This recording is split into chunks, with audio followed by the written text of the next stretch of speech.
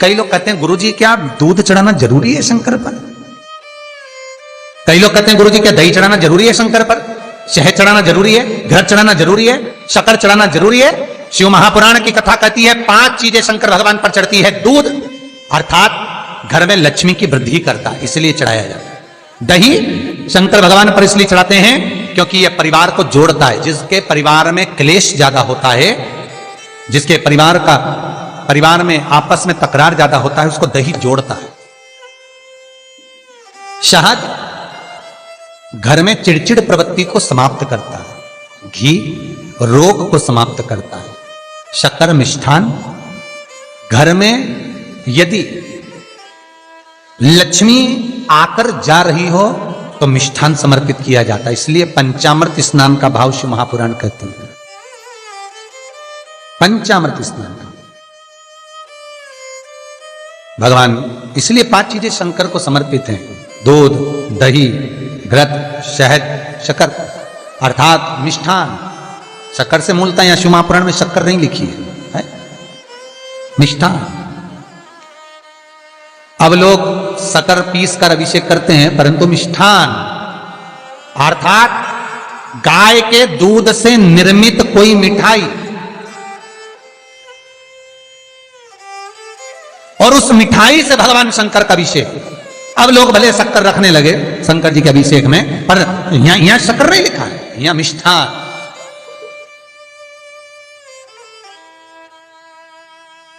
हमारे यहां सहज भाषा में कहते थे उसको खांड अर्थात मीठा।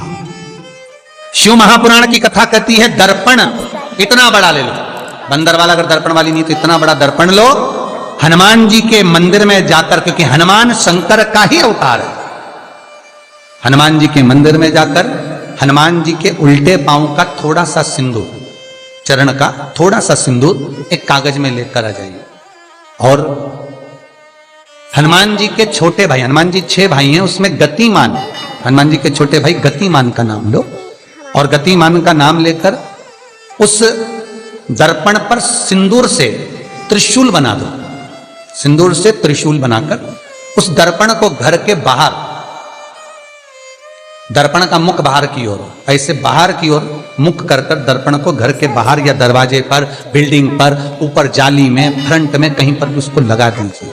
महाराज केवल शंकर का स्मरण कर कर, गतिमान का नाम लेकर, हनुमान के उल्टे पांव का सिंदूर का त्रिशूल बनाकर जो दर्पण को लगा देता है, आपको 1 महीने के अंदर अंतर मालूम पड़ जाएगा कि पिछले जो महीने निकले हैं उस महीने का अंदाजा लगाना कि घर में लोग कितने बीमार पड़ते थे, और इस दर्पण को लगाने के बाद बीमारी कम हुई कि नहीं हो कम तो ठंडा कर देना, क्या जा रहा है, पर करके जरूर देखना। विश्वास रखकर करोगे, भगवान शिव का अनुमोदन कर कर, भगवान शंकर पर विश्वास रखकर करोगे तो बीमारी घेर नहीं सकती।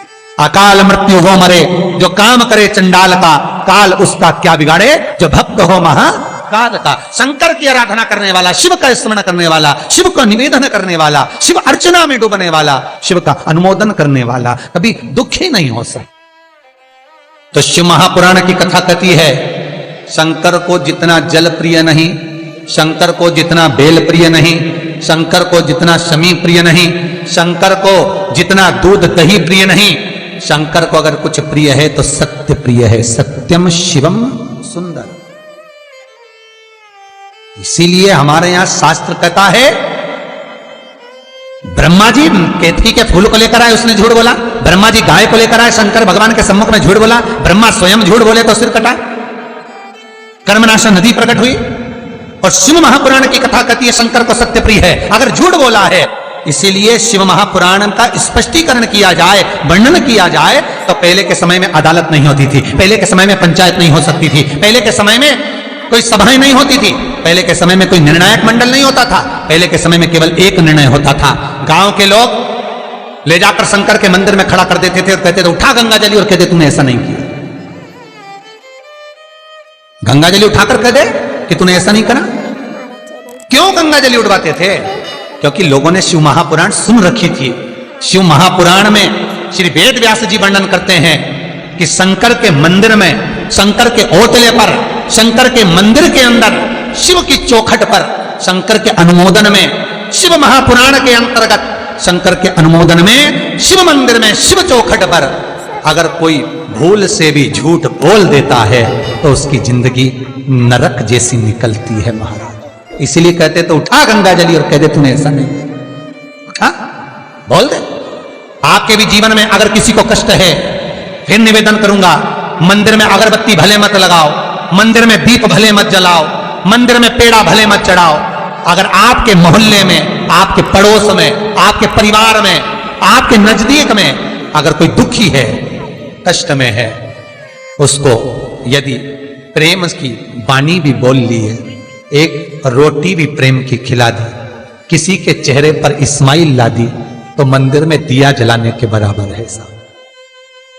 मंदिर में दीप जलाने के लिए सब्सक्राइब करें हमारा चैनल। बेलपत्र भगवान माता पार्वती के अश्रु से है, रुद्राक्ष भगवान शंकर के अश्रु से है, शमी पत्र उमा और महेश्वर भगवान शंकर के विग्रह के सुख से जो जल प्रकट हुआ है, उस जल से शमी की उत्पत्ति है महाराज। दोनों के मिलन से, दोनों के मिलन से। सब्सक्राइब करें। जैसे एक मुखी से लेकर 14 मुखी तक रुद्राक्ष होते हैं, आप पहले भी कथा में कहा, एक मुखी से लेकर 14 मुखी तक रुद्राक्ष होते हैं। सभी रुद्राक्ष का अपना अपना एक मंत्र होता है, अपनी अपनी एक साधना होती है जिसके अनुसार रुद्राक्ष काम करता है। एक मुखी रुद्राक्ष लक्ष्मी की वृद्धि के लिए होता है। कभी मौका मिले तो एक मुखी रुद्राक्ष का दर्शन करना। पर एक मुखी रुद्राक्ष जितना छोटे से छोटा होता है, जितना छोटे से छोटा होता है, उतना सुख दे।